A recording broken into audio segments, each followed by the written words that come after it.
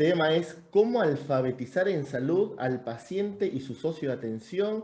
Ella es fundadora y directora general de la Universidad del Paciente y la Familia. También es doctora en Psicología de la Salud por la Universidad Autónoma de Barcelona. Tiene también diferentes maestrías en investigación, otra maestría en la Universidad de Stanford, muy académica y obviamente muy involucrada en el paciente, la familia. Y la verdad que es un honor, Emilia, que estés con nosotros. Te queremos exprimir en estos 20 minutos. Así que bueno, todo tuyo, Emilia.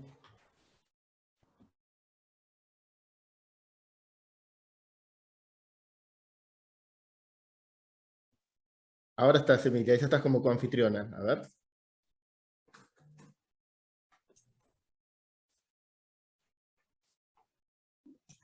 ¿Me escuchan ahora? Muy bien, bueno, muy bienvenidos a todos. En primer lugar, muchísimas gracias por esta cálida presentación, Willem. Muchas gracias también al sanatorio por la invitación y bueno, a todos los que están aquí congregados, que sé que hay de distintos lugares de Latinoamérica, así que bienvenidos a todos y bueno, para mí un placer poder participar, muy entusiasmada y emocionada escuchando a los invitados precedentes, así que vamos a seguir con ese mismo entusiasmo y ese mismo estilo. Voy a compartir entonces pantalla para poder hacer mi presentación. Creo que ya la están viendo, ¿correcto? Sí, perfecto. Bueno, pues hoy vamos a hablar un poquito de alfabetización sanitaria. ¿Qué impacto tiene todo este tema, esta línea de investigación bueno, que está tan difundida a nivel internacional y que poco a poco empieza a escucharse aquí en Latinoamérica? ¿Por qué es importante? ¿Qué impacto tiene en los pacientes? ¿Qué impacto tiene en los modelos de atención y de qué manera esto está todo muy entrelazado con la atención centrada en la persona? Bueno, como yo no sé cuánto van a recordar de la presentación de hoy, a veces una imagen vale más que 1000 palabras, y bueno, esta es la manera en que nosotros pensamos la sanidad, ¿no? Esto es lo que por lo que nosotros trabajamos y a lo que la Universidad del Paciente y la Familia y todos los profesionales que trabajan aspiramos, ¿no? A que realmente podamos tener un feedback de los propios pacientes, que podamos tener esa visión, esa perspectiva que ustedes saben que es irreemplazable, ¿no? Hasta ahora hemos venido organizando los servicios en los sanatorios, en los hospitales, en función de que sean eficientes a nivel técnico, en función de que los profesionales puedan trabajar correctamente, en función de que los costos también se optimicen, y poco hemos tenido en cuenta de poder tener ese feedback. Trabajamos también a veces mucho en base a la suposición. Bueno, es que yo hace 20 años que trabajo en el hospital, bueno, es que yo hace más de 10 años que trabajo en el hospital, ya me sé cómo son los pacientes. En realidad, creo que lo importante aquí es tener ese intercambio constante, ¿no? Hay muchas cosas que podríamos aprender, hay muchas cosas que podemos mejorar, que no cuestan más dinero, solo si podemos preguntar, ¿no? Solo abriendo ese espacio para preguntar, ¿no?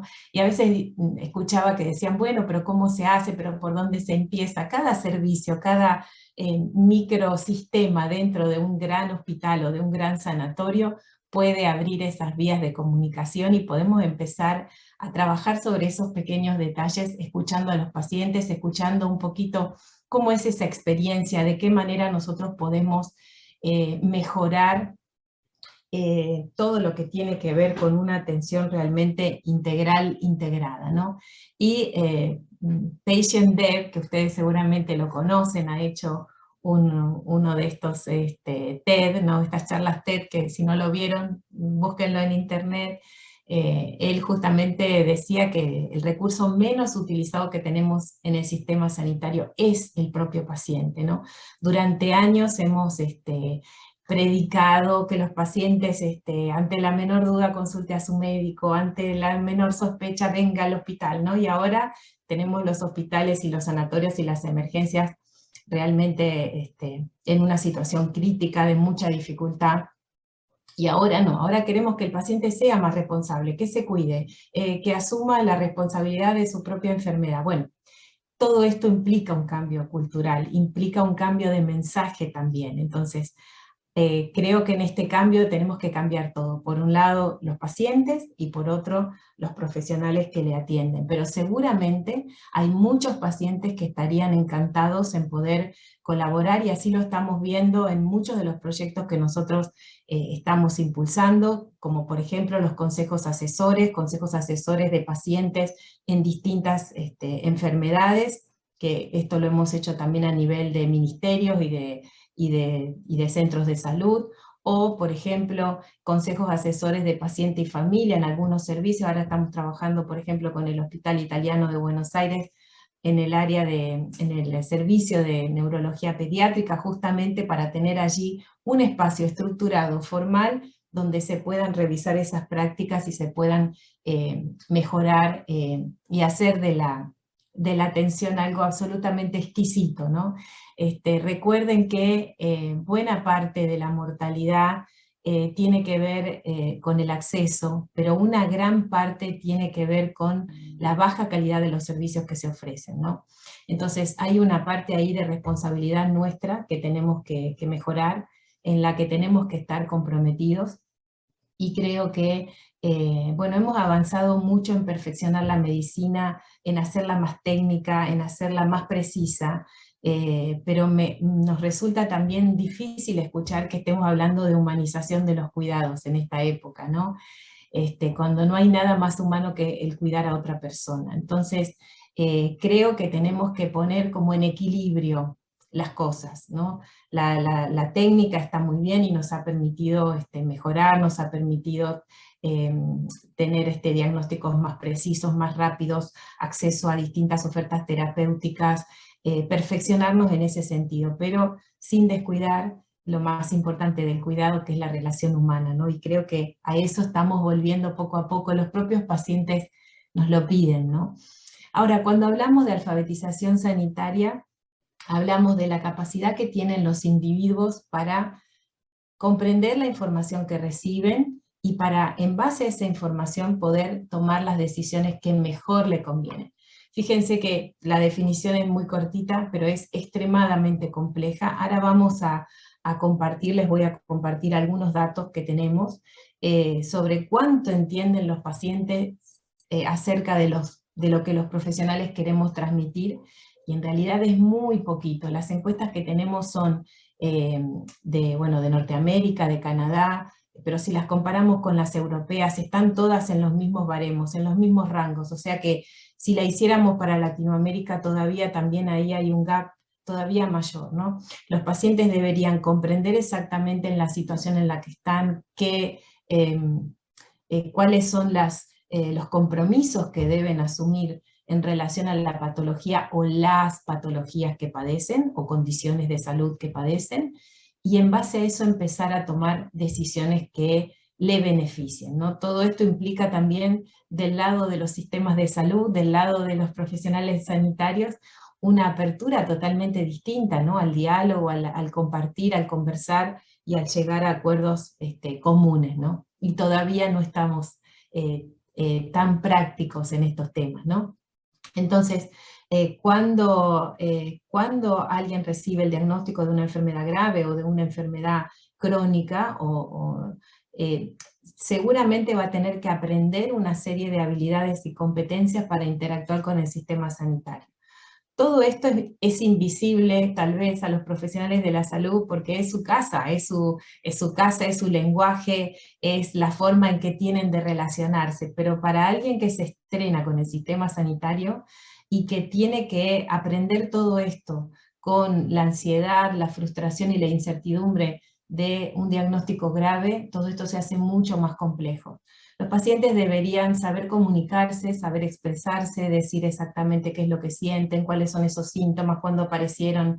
Saben que ahí en la consulta a veces estas preguntas son una atrás de la otra y parece casi un examen, ¿no? Pero ¿desde cuándo tiene fiebre? ¿Y cuánto tuvo? Y se volvió a repetir, y te tuvo mareos y tuvo, bueno, a veces es complicado.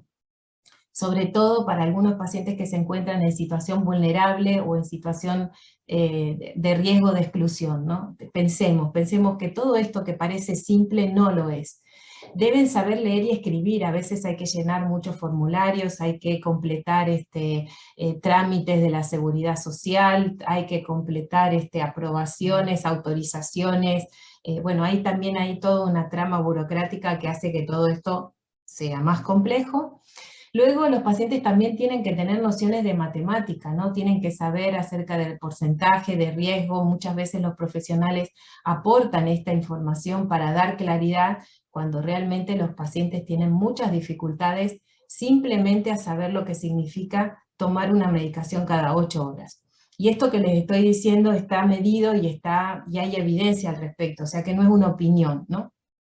Y por último, y no menos importante, y le agradezco muchísimo al doctor Juan Limos, que me dio ahí, me pasó la pelota para hablar de navegación, ¿verdad? Otra de las cosas importantes y que constituye un área fundamental del sistema sanitario constituye la navegación, es decir, cómo los pacientes localizan los servicios que necesitan, cómo se mueven, cómo es ese itinerario dentro del hospital, y como les dije, a veces para hacerse rayos hay que ir hasta al subsuelo, pero como este bloque no está conectado con el otro, entonces hay que salir afuera, o hay que subir al ascensor, por el ascensor, pero el ascensor está roto, y entonces, bueno, a veces también transitar dentro de los centros hospitalarios, que hoy son casi como grandes ciudades, es otra dificultad, parecen a veces un laberinto. Nosotros también tenemos programas específicos para entrenar a los profesionales sanitarios acerca de los modelos de navegación, que son muy, muy atractivos, están desarrollados internacionalmente de manera más específica para el área de oncología, pero se pueden aplicar a cualquier patología y realmente hacen la diferencia porque van a buscar todas esas barreras no clínicas que tienen que ver con el proceso de atención. Bueno, ¿y por qué nos pusimos a hablar? ¿Por qué el mundo le presta atención a la alfabetización sanitaria? Porque, bueno, porque somos románticos, porque nos gusta hablar de comunicación. No, porque además de todo eso hay un impacto real que se ha medido sobre los costos de salud. Es decir, las personas que poseen bajas competencias en alfabetización sanitaria son las que producen un gasto mayor, son las personas que saben cuidarse menos, las personas que van con más frecuencia a urgencias. Y bueno, no sé cómo están las urgencias, sé cómo están las urgencias en Argentina y sé cómo están las urgencias en el resto del mundo, y no hay ninguna que diga, bueno, no, mira, está muy organizado, el fluido está muy bien, o sea que hay algo allí que tenemos que aprender para mejorar el servicio. Yo les comparto aquí algunos datos. Esta es una encuesta canadiense, para que ustedes vean, pero como les decía, muy alineada a los rangos de las encuestas europeas. Nosotros publicamos hace poquito un paper con la doctora Sorenson, que es una de las referentes principales de alfabetización sanitaria a nivel europeo, y tenemos otra publicación que después les vamos a compartir, Wilmer, si están interesados, en español, que publicamos junto a la doctora Rima Rad, una de las referentes a nivel de Estados Unidos. Pero veamos un poquito, repasemos estos datos. El 60% de los adultos que participaron en esa encuesta tenía problemas de navegación, de navegabilidad, tenía problemas para ubicar los servicios y los especialistas que allí trabajan. Esto también está medido. Cuando en un cartel hay más de 4 indicaciones, ya los pacientes ya están perdidos, ¿no? Cómo les orientamos dentro del sistema y cómo les orientamos dentro de una institución de salud. ¿Hay personal disponible a mano y fácil de contactar que nos puede orientar? ¿O siempre encontramos a las personas que están corriendo, están apuradas y nadie tiene tiempo para detenerse a explicar cómo llegar a un servicio o a una sala? Entre el 40 y el 80% de la información que reciben los pacientes no se entiende o la olvidan rápidamente. Entonces, imagínense, más del 60% de los pacientes tienen bajos niveles de alfabetización sanitaria, y ¿esto está relacionado con los niveles educativos? Sí, influye, obviamente, pero también tenemos, como decimos, pacientes de traje y corbata que cuando tienen que con mucha educación y cuando tienen que enfrentarse al sistema sanitario o tienen que localizar un servicio encuentran muchas dificultades. Encuentran muchas dificultades no porque los pacientes sean tontos, sino porque nosotros tenemos que mejorar la forma de indicar, la forma los itinerarios tienen que ser más fluidos y más fáciles. El paciente no puede estar más preocupado y ansioso porque llega tarde y no encuentra la sala o el consultorio donde lo van a atender, y que eso le preocupe más que su propia condición de salud. Y después también, como les dije, se estima que hay un ahorro de $2.000 por paciente por año si trabajamos sobre la alfabetización sanitaria, si trabajamos sobre el autocuidado y si mejoramos internamente la manera de indicar o localizar los servicios. Entonces, como decíamos recién, entre el 40 y el 80% no se recuerda. Bueno, pero si lo que se recuerda está bien, nos quedamos tranquilos, ¿no? Parece que no, parece que la mitad de lo que recuerdan tampoco es correcto. Y acá no estamos buscando quién tiene la culpa, ¿no? No estamos buscando si el profesional comunica bien o comunica mal. Lo que tenemos que repensar es las formas que tenemos de comunicar, que no solamente sea la comunicación oral, que no solamente sea, que puede estar acompañada de algún material escrito, fácil de leer, cortito. Y bueno, sobre eso también, sobre cómo se diseñan materiales educativos, pueden venir a aprender con nosotros, porque nosotros lo hacemos junto a los pacientes. Nosotros no tenemos ningún material educativo en la Universidad del Paciente y la Familia, y les pido que consulten la página, que no haya estado elaborado junto con los pacientes, por más técnico que parezca. Ya sabemos que en un párrafo de 4 líneas las personas van a leer o se van a quedar solo con la primera, ¿no? Y nosotros necesitamos para explicar algo simple muchos párrafos, ¿no? Y a veces muy complicados. Entonces, tenemos ahí un esfuerzo grande que es simplificar, utilizar distintos modos de que esa información pueda llegar, distintos agentes comunicando la misma información, exactamente la misma, y ese es otro problema que a veces tenemos en los centros de salud. A la que nos toca un profesional distinto, la conversación o el mensaje va cambiando, va matizando. Así que yo creo que ahí hay una gran oportunidad para que todos podamos aprender, ¿no? Y que los pacientes realmente puedan tomar decisiones si tienen la información. Ahora bien, ¿cómo estamos acostumbrados a comunicarnos? Y se pasaron tantos años en la facultad que ahora que tenemos la jerga no la vamos a perder, ¿no? Entonces, se va colando, se va escapando a veces un montón de siglas, de jerga médica, de términos técnicos, o parece que nos estamos expresando en un lenguaje muy sencillo y todavía queda mucho, mucho, mucho por simplificar para que el paciente pueda entenderlo, ¿no? Esta también es una investigación. Ustedes saben que en Estados Unidos se investiga todo, se investigó hasta cuántas horas los pacientes pasan en la consulta con el médico. Y bueno, se estipuló que entre 10 y 15 horas al año, y que el resto, el paciente está solo, tomando decisiones todo el tiempo que van a afectar su condición de salud. Entonces, no pensemos que ese ratito que tenemos con el paciente, pensando en que fuimos claros, en que fuimos concretos, esa información llegó tal cual la enviamos, y que el paciente con esa información va a poder tener la conducta que nosotros esperamos de él, ¿no?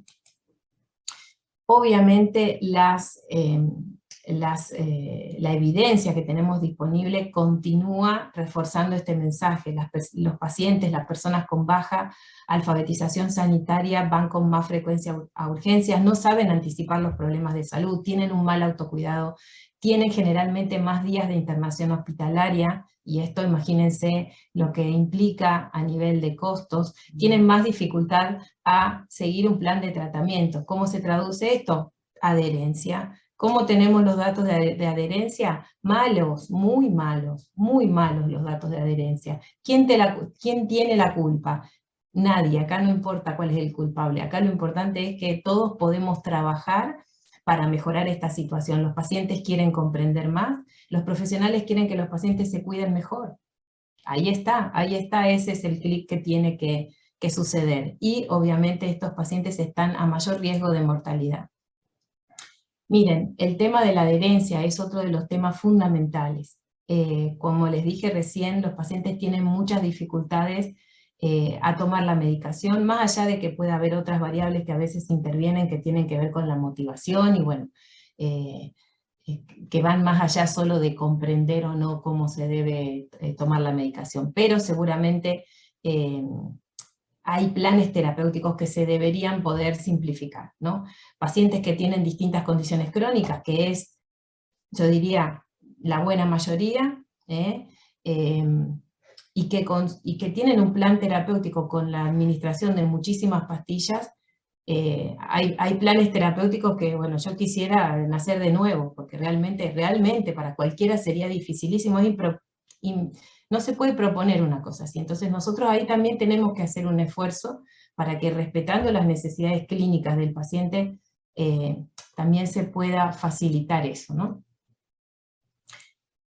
Bueno, más datos aquí. No comprenden, por ejemplo, buena parte de ellos no comprende la instrucción escrita de tome el medicamento cada 6 horas. Los pacientes tienen dificultades, por ejemplo, a comprender los niveles de azúcares en sangre para los diabéticos, por ejemplo, y tomar acciones de acuerdo a esa medición. Creo que aquí hay todavía mucho por compartir y por comprender, ¿no? ¿Los pacientes quieren ser escuchados? Sí, claro. Los profesionales quieren trabajar mejor, por supuesto. Esto tiene que ver con el escenario de todos, no solo el de los pacientes.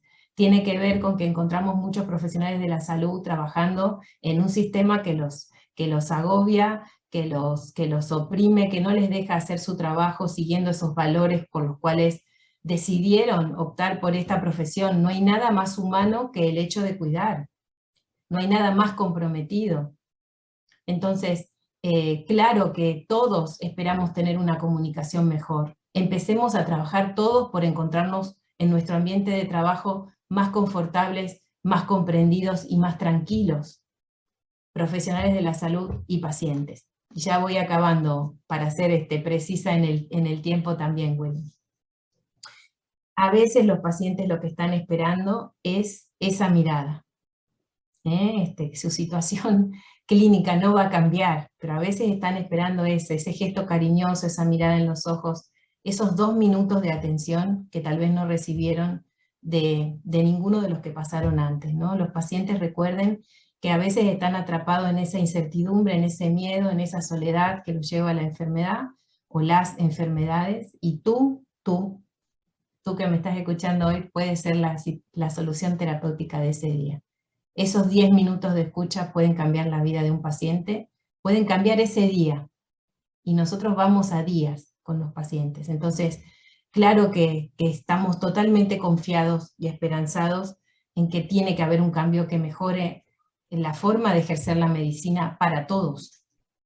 Eso es lo que hacemos desde la Universidad del Paciente y la Familia, que es un centro de innovación académica que tiene por objetivo el entrenamiento de pacientes, familiares, cuidadores y profesionales sanitarios que estén interesados en la atención centrada en la persona. Allí tienen nuestra web, universidadepacientes.org. Miren, estamos trabajando sobre muchos proyectos, yo les traje aquí algunos, estamos ya preparando nuestra tercera edición de un curso, de un seminario breve que tenemos de Patient Experience y Health Literacy, o sea, experiencia del paciente y alfabetización sanitaria, que ya llevamos la tercera edición aquí en Argentina, son todos en español. Estamos haciendo también en otros idiomas, pero están disponibles en español, alfabetización sanitaria. Trabajamos también sobre navegación de los centros de salud. Hemos hecho 2 ediciones aquí en Argentina, estamos lanzando una edición ahorita en Brasil, en portugués, y vamos a empezar una en México también, así que los invito a que nos sigan en las redes, a que se acerquen a nosotros, estaríamos encantados de trabajar con cualquiera que tenga este ánimo, esta vocación, que sé que los que están aquí reunidos y están interesados en la atención centrada en la persona, supongo que es así. Y mi maestro decía que podía aceptar que no lo fueran a curar, pero le costaría mucho imaginar que no lo fueran a cuidar. Y lo que nos compromete, lo que nos une aquí es el cuidado más exquisito, que es el cuidado de la persona, más allá de su condición clínica, más allá de su pronóstico y más allá de su expectativa de vida. Así que muchísimas gracias a todos. Allí tienen nuestros datos, tienen mi correo, tienen mi número de teléfono. Estaríamos encantados de poder conversar, de poder escucharles y de estar en contacto con ustedes. Muchísimas gracias.